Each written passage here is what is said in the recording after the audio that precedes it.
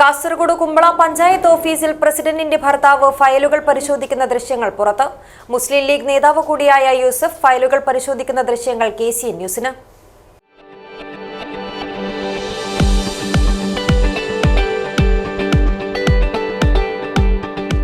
കരുതലിന്റെ കാവൽ ഇനി ഇവിടെ.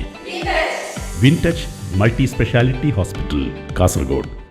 കുമ്പള ഗ്രാമപഞ്ചായത്ത് ഓഫീസിൽ പഞ്ചായത്ത് പ്രസിഡന്റിന്റെ ഭർത്താവ് ഫയലുകൾ പരിശോധിക്കുന്ന ദൃശ്യങ്ങൾ പുറത്ത്. പ്രസിഡന്റ് ഓഫീസിനകത്തില്ലാത്ത സാഹചര്യത്തിൽ കൂടിയാണ് ഭർത്താവ് യൂസഫിന്റെ പരിശോധന എന്നതും ദൃശ്യങ്ങളിൽ വ്യക്തമാണ്. പഞ്ചായത്ത് ഭരണം കുടുംബകാര്യമാവുന്നതായും പ്രസിഡന്റിന്റെ ഭർത്താവ് വലിയ തോതിൽ ഭരണകാര്യങ്ങളിൽ ഇടപെടുന്നതായും മുൻപും വ്യാപകമായ പരാതികളാണ് ഉയർന്നിരുന്നത്.